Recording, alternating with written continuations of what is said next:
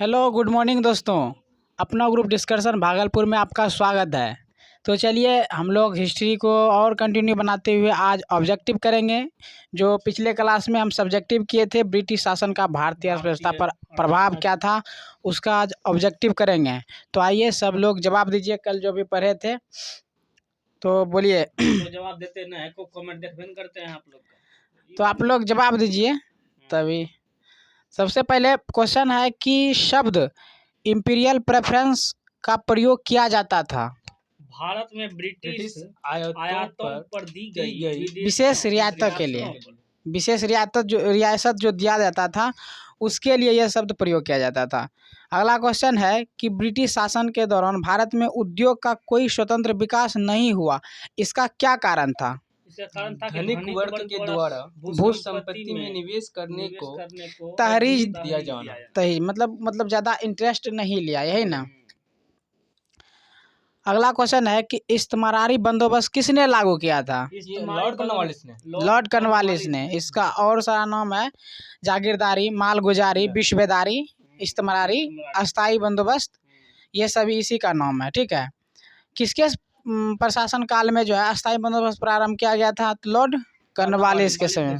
ठीक है। अस्थाई बंदोबस्त किससे किया गया था? जमींदारों से किया गया था। ठीक है। अगला क्वेश्चन है कि किस गवर्नर जनरल ने भारत में अस्थाई भू राजस्व व्यवस्था स्थापित किया था? तो लॉर्ड कॉर्नवालिस ने। लॉर्ड कॉर्नवालिस ने कब जो है अस्थाई बंदोबस्त लागू किया था? 1793 में किया था। ठीक है, 1793 में। अगला क्वेश्चन है कि बिहार में परमानेंट सेटलमेंट लागू करने का क्या कारण था? परमानेंट करने का कारण था कि राजस्व निर्णय करना। हाँ, भू राजस्व का जो था राजस्व निर्णय करने के लिए बिहार में परमानेंट सेटलमेंट लागू किया गया था। ठीक है। अगला क्वेश्चन है कि रिक्त स्थानों की पूर्ति कीजिए। क्वेश्चन है कि डैश में बंगाल और बिहार में भूमि पर किराएदारों के अधिकारों को बंगाल किराएदारों अधिनियम द्वारा किया गया था। तो ये 1885 में। ठीक है, 1885 में। भू राजस्व की अस्थाई बंदोबस्त एवं रैयत पारी प्रणाली क्रमशः शुरू की गई थी कहाँ में? तो ये मतलब जो है मद्रास। बंगाल तथा मद्रास में। ठीक है। सर थॉमस मुनरो भू राजस्व बंदोबस्त से संबंधित है कौन में? रैयतवारी, महलवारी या अस्थाई बंदोबस्त? किससे? रैयतवारी। पिछले क्लास में हम लोग पढ़े थे। ब्रिटिश व्यवस्था में अगला क्वेश्चन है कि ब्रिटिश व्यवस्था में रैयतवारी भू राजस्व संग्रह प्रचलित था किधर? तो ये पश्चिमी भारत और दक्षिणी भारत में प्रचलित था। हाँ, ये पश्चिमी भारत और दक्षिणी भारत में प्रचलित था। मद्रास के रैयतवारी बंदोबस्त से कौन संबंधित रहा था? मुनरो। तो थॉमस मुनरो रहा था। सही है। रैयतवारी प्रथा प्रारंभ की गई थी, किसने किया था? तो वही थॉमस मुनरो ने किया था। अंग्रेजों ने रैयतवारी बंदोबस्त कहाँ लागू किया था? तो ये किया था मद्रास और बम्बई प्रेसिडेंसी में। ठीक है। कहता है वह प्रथा जिसके तहत किसान स्वयं भूमि का मालिक होता था और सरकार को भू राजस्व के भुगतान के लिए जिम्मेदार माना जाता था। रैयतवारी प्रथा था। ये रैयतवारी प्रथा था। ठीक है। अगला क्वेश्चन है कि पंजाब भूमि हस्तांतरण अधिनियम कब पारित किया था? मतलब पंजाब में जो है भूमि हस्तांतरण के लिए एक अधिनियम पारित किया था, वो कब पारित किया था? 1900 ईस्वी में। ये 1900 में किया था। ठीक है। असम में सर्वप्रथम चाय कंपनी का स्थापना कब किया गया था? 1839 में। ये क्वेश्चन नया है कि मतलब असम में जो है चाय कंपनी का स्थापना कब किया गया था? 1839 में किया गया। 1839 में किया गया था। ठीक है। आगे क्वेश्चन है कि ब्रिटिश भारत में सैन्य बल पर केंद्रीय राजस्व का कुल कितना प्रतिशत व्यय होता था? ब्रिटिश भारत में कुल 40%। सैन्य बल पर जो होता था वो कितना? 40% होता। ठीक है। अगला क्वेश्चन है कि निम्नलिखित में से किसने निकास के सिद्धांत का, जिसको कहते हैं ड्रेन थ्योरी, प्रतिपादन किया था? दादा भाई नौरोजी ने दिया था। ठीक है। कब हुई थी? 1815 ना 25 में हुआ था, 1825 में हुआ था और 1917 में जो है इसका मर गया निधन हो गया था। ठीक है, तो ड्रैन थ्योरी किसने दिया था? दादा भाई नौरोजी ने दिया था। ठीक है, अंग्रेजों के शासनकाल में भारत के आर्थिक दोहन के सिद्धांत को किसने प्रतिपादित किया था? वही दादा भाई नौरोजी, जिसको क्या नाम से जाना जाता है? हम लोग का उसको ओल्ड मैन के नाम से, ग्रैंड ओल्ड मैन के नाम से। ठीक है, कहता है कि आप जो है इनमें से चुनिए कि निम्नलिखित में से कौन से भारत में उपनिवेशवाद के आर्थिक आलोचक थे? दादा भाई नौरोजी, जीवी सुब्रमण्यम, आर.सी. दत्त। तो तीनों हो जाएगी। इनमें से जो था पीछे हम पढ़े थे कि दादा भाई नौरोजी और आर.सी. दत्त दोनों ने जो है कि मतलब बुक लिखा था, उसके बाद इसका प्रचार प्रसार किया था किस तरह हमारे अर्थव्यवस्था का जो मतलब सालों मतलब हर एक साल जो है दोहन करता रहा है। या। और इसमें जी सुब्रमण्यम ने भी बताया है कि जो किस तरह से उपनिवेश में मतलब आर्थिक आलोचक इन्होंने भी आलोचना किया है। तो इनमें से सभी हो जाएगा, दादा भाई नौरोजी, जी सुब्रमण्य अय्यर, आर.सी. दत्त। ठीक है, अगला क्वेश्चन है कि निम्नलिखित में से कौन दादा भाई नौरोजी के उत्सारण सिद्धांत में विश्वास नहीं रखता था? अच्छा, कौन? तो कौन नहीं रखता था? सर मुस्लिम था इसीलिए विश्वास नहीं रखता था। मतलब ये जो है कि ब्रिटिश उपनिवेश पे ज़्यादा मतलब ये सोचता था कि अगर हम ब्रिटिश उपनिवेश के अंतर्गत ज़्यादा हमको मतलब बनेंगे। Poverty and un British rule in India नामक पुस्तक किस वर्ष प्रकाशित हुआ था? 1901 में। 1901 में किया था? दादा भाई नौरोजी ने किया था। ठीक है, अगला क्वेश्चन है कि poverty and un British rule in India नामक पुस्तक किसने लिखी थी? दादा नौरोजी ने। रिपीट क्वेश्चन था। बोला था कि भारत की अर्थव्यवस्था 20 रुपया है। हाँ, मतलब इन्होंने जो प्रति व्यक्ति आय सर्वप्रथम दिया था, कितना दिया था? 20 रुपया दिया था उस time. British house of Commons में चुने जाने वाले दादा भाई नौरोजी प्रथम भारतीय थे जिन्होंने इस दल के किस दल के टिकट पर दिया था? उदारवादी दल, मजदूरी दल, कंजर्वेटिव या सामान्य दल? उदारवादी दल। ठीक है, उदारवादी दल। ब्रिटिश शासन के समय अर्थव्यवस्था को खोखला करने, जिसको कहते हैं इकोनॉमिक ड्रेन के सिद्धांत के बारे में पुस्तक किसने लिखी थी? दादा भाई नौरोजी ने। ठीक है, अगला क्वेश्चन है कि किसने यह विचार किया था कि भारत में ब्रिटिश आर्थिक नीति एक घिनौनी है? Karl Marx. ये कार्ल मार्क्स प्रथम राष्ट्रपति थे। नहीं, ये नहीं है, ये था जर्मनी का, नहीं कार्ल मार्क्स। कार्ल मार्क्स के बारे में थोड़ा सा जान लेते हैं। कहता है कि कार्ल मार्क्स ने यह विचार व्यक्त किया था कि ब्रिटिश आर्थिक नीति एक घिनौनी, मतलब जो यहाँ पर जो काम कर रहा है एक घिनौना कार्य है। ठीक है, अंग्रेजी हस्तक्षेप से सूत काटने वालों को लंकाशायर में रहता है।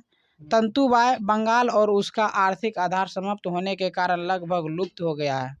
लाखों चरखाओं और हथकरघों ने असंख्य काटने वाले बुनकरों को जन्म दिया था। वे समाज के केंद्र बिंदु बन रहे थे, किंतु अब इन देशों में जैसे विदेशी आए सूती वस्त्र की मांग को बाढ़ आ गई। जनसंख्या में बढ़ गई है, सूती वस्त्र की मांग अधिक है।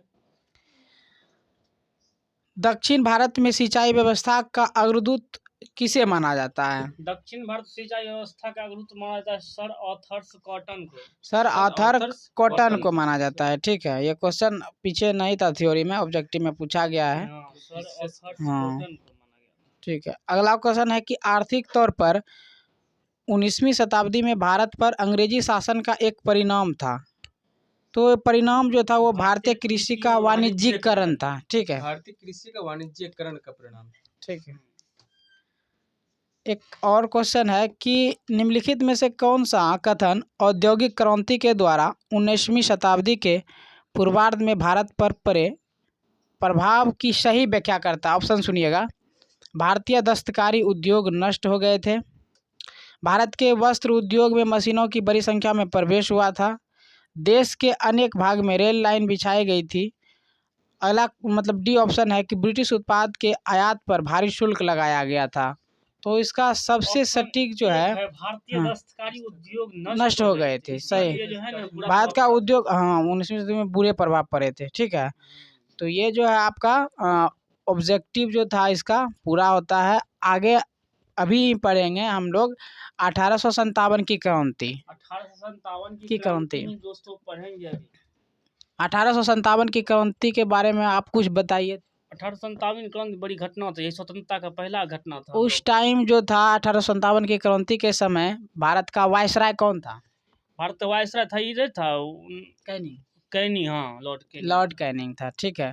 तो आइए उसी के बारे में जानते हैं किस तरह से तो ये हम लोग के देश का आदमी गद्दार न किया, नहीं बड़ा बड़ा पक्ष लोग, बड़ा धनी वर्ग लोग साथ नहीं दिया। वही उसी के बारे में जानेंगे कि मतलब ये क्रांति किस तरह उभरा, हम लोग आजाद हो जाते क्या हैं, मतलब हम लोग कैसे 1857 की क्रांति क्या एक जानबूझकर घटना थी या बहुत दिनों से आक्रोश हो रहा था उसके बारे में एक दिन फूट पड़ा, या चर्बी वाले कारतूस था जो कि मतलब नया ज्वाइन किया था, उसमें जो खींचना पड़ता था, मुंह से काटना पड़ता था, वो सब उसके बारे में जानेंगे।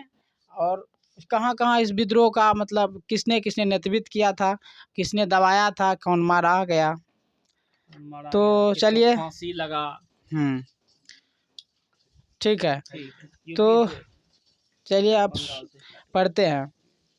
कहता है कि दिसंबर 1856 में सरकार ने पुराने लोहे वाली बंदूक ब्राउन बेस के स्थान पर नवीन एनफील्ड राइफल के प्रयोग का निर्णय लिया गया। देखिए होता था क्या, जो पुराना बंदूक था वो उसका एक तो रेंज कम था, ठीक है, और वो जो थोड़ा वजनदार था, इसीलिए उसके स्थान पर एक नवीन एनफील्ड जो राइफल दिसंबर 1856 में प्रवेश किया, उसमें क्या था कि उसका रेंज बढ़ा और वो थोड़ा हल्का था और मतलब ज़्यादा सटीकता से चलने वाला था।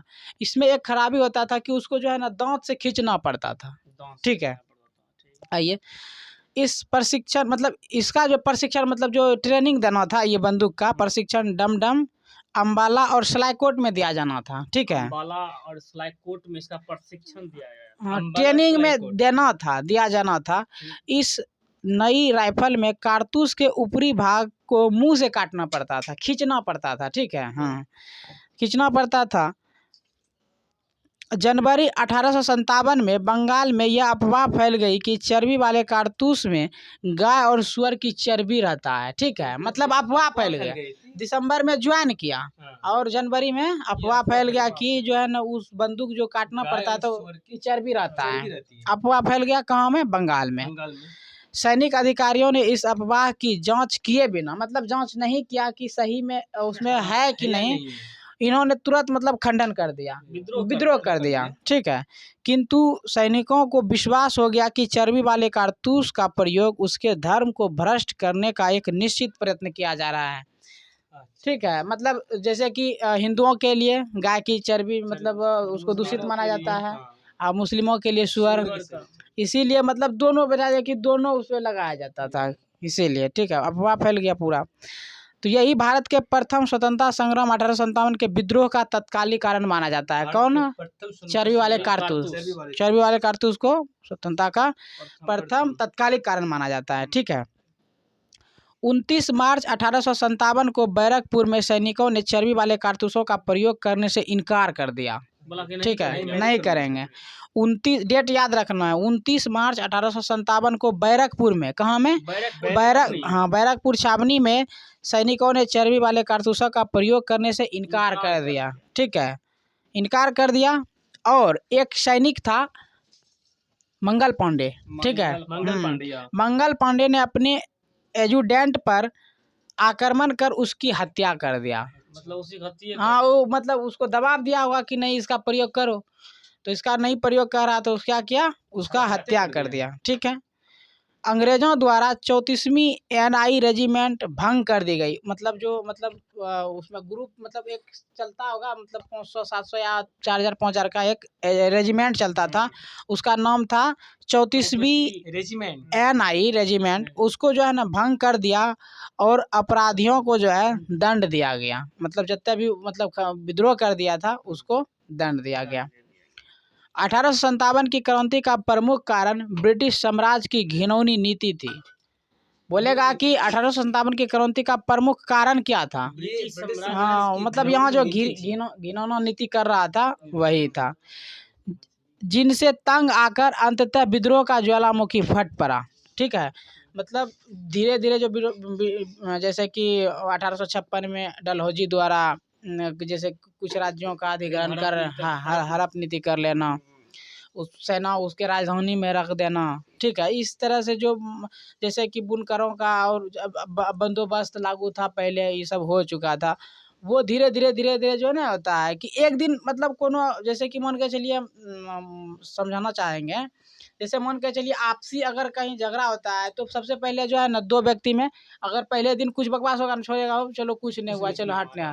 इसी तरह से जब बार बार होने लगेगा ना, एक दिन ऐसा आएगा कि जो अगर छोटो सा बात हो गया ना उसके लेकर के बस चलेगा। हाँ, तो उसी तरह से ये बहुत दिनों का परिणाम था जो कि एक ठीक है, जिससे तंग आकर अंततः क्या हुआ, विद्रोह का ज्वालामुखी फट पड़ा।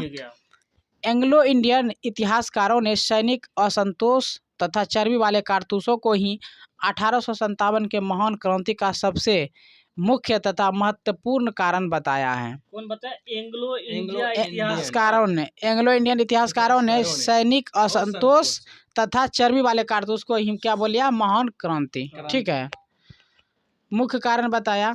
परंतु आधुनिक भारतीय इतिहासकारों ने यह सिद्ध कर दिया है कि चर्बी वाले कारतूस ही विद्रोह का एकमात्र कारण अथवा सबसे प्रमुख कारण नहीं था, ठीक है। चर्बी वाले कारतूस और सैनिकों का विद्रोह तो केवल एक चिंगारी था, ज्वाला जहाँ फूटता है हाँ, एक चिंगारी था। तो पहले हाँ, तो क्या बोला भारतीय इतिहासकारों ने बोला कि वो कारतूस वाले तो वो नहीं था विद्रोह प्रमुख कारण, वो एक चिंगारी था, ठीक है।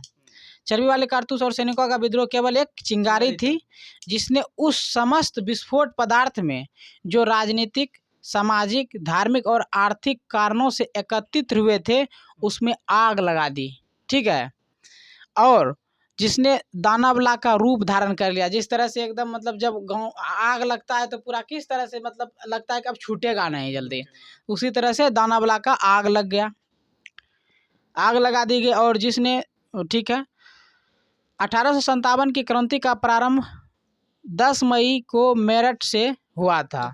हाँ, 10 मई को, ठीक है, मेरठ से हुआ था। तो क्वेश्चन यहाँ से बार बार पूछता है कि 1857 की क्रांति का प्रारंभ कब और कहाँ से हुआ था? 10 मई मेरठ से, हाँ, ठीक है। यहाँ की 3री कैवेलरी रेजिमेंट के सैनिकों ने चर्बी वाले कारतूसों को छूने से इनकार कर दिया। यहाँ भी वही हुआ जहाँ जो मंगल पांडे ने किया था, सेम उसी तरह से यहाँ भी हो गया। यहाँ था 3री कैवेलरी रेजिमेंट, ठीक है, 3री कैवेलरी रेजिमेंट के सैनिकों ने चर्बी वाले कारतूसों को छूने से इनकार कर दिया तथा खुलेआम बगावत कर दिया। हाँ, मतलब लड़ेंगे तो लड़ेंगे, हाँ, लेकिन कम नहीं करेंगे। अपने अधिकारियों पर गोली चलाई तथा अपने साथियों को मुक्त करवा कर वे दिल्ली की ओर चल पड़े। सब जितना भी सैनिक दल था वो जो है सैनिक की मतलब जो दिल्ली की ओर सब चलने लगा पैदले। संध्या का टाइम था, इसी टाइम जो है ना पैदल चलना स्टार्ट कर दिया। वहाँ कहता है कि सवेरे पहुँचा था, एकदम 4 बजे का भोर था, हाँ, 4 बजे का भोर था। वहाँ जो है ना उस टाइम बोल रहा था कि ये जो आपका बहादुर शाह द्वितीय था उसका जो है ना वो सवेरे का खाना जो खाता है वो लोग क्या कहते हैं हम लोग, मॉर्निंग में ब्रेकफास्ट नाश्ता नहीं, वो लोग एक त्योहार मनाता है ना जो सवेरे खाता हो, अरे रोजा चल रहा था उसका वो जो है ना सहरी कर रहा था, उसको सहरी कहते हैं, ठीक है। तो वो कर ही रहा था तब तक ये सब सैनिक जो है वो उसके अथी पर मतलब जो पहुंच गया। हाँ, मतलब बहादुर शाह जिंदाबाद का नारा लगाते हुए राजा घोषित कर दिया एकदम पूरा इसको। इस जितना भी सैनिक था यहाँ से छूटा था मेरठ से, मुगल बादशाही फिर लाना चाह रहा था। हाँ, तो उसको मतलब ये घोषित कर दिया, लेकिन वो सोच रहा था कि अब हम तो बूढ़ा हो चुके हैं, कैसे हम सैनिक मतलब पूरे संभालेंगे। लेकिन ये तो अब मतलब बना दिया इसको राजा, तो मतलब सब एकदम बोला कि आप ही के अगुवाई में हम क्रांति करेंगे। तब मतलब वो बूढ़ा था तो कुछ संभाला ही, ठीक है। तो यहाँ की 3री कैवेलरी रेजिमेंट ने सैनिकों के चर्बी वाले कारतूसों को छूने से इनकार कर दिया तथा खुलेआम बगावत कर दी और अपने अधिकारियों पर गोली चलाई तथा अपने साथियों को मुक्त करवा कर वे दिल्ली की ओर चल पड़े। जनरल हैबियट के पास 2200 यूरोपीय सैनिक थे। देखिए, जनरल हैबियट के पास 2200 यूरोपीय सैनिक था, लेकिन उसने जो है ना इस तूफान को रोकने का प्रयास नहीं किया। अगर वो सोचा कि अगर हम इस तूफान से लड़ेंगे क्या होगा कुछ पता नहीं, इसीलिए उन्होंने जो है क्या किया, उसको रोकने का प्रयास नहीं किया। विद्रोहियों ने 12 मई 1857 को दिल्ली पर अधिकार कर लिया। ठीक है, 12 मई 1857 को दिल्ली पर अधिकार कर लिया और इस प्रकार सैनिकों का दिल्ली के लाल किले पर पहुंचना पहली घटना थी। दिल्ली के लाल किले पर पहुंचना पहली घटना थी। ठीक है, दिल्ली के लाल किले पर पहुंचना पहली घटना थी। 1857 के स्वतंत्रता संग्राम का प्रतीक जो था वो कमल और रोटी था। क्या कहते हैं, कमल और रोटी थी। शांति और भोजन चाहिए हमको। मतलब जो 1800 पूछेगा क्वेश्चन कि 1857 के स्वतंत्रता का प्रतीक क्या था, तो कमल रोटी। ठीक है, कमल और रोटी था। ठीक है,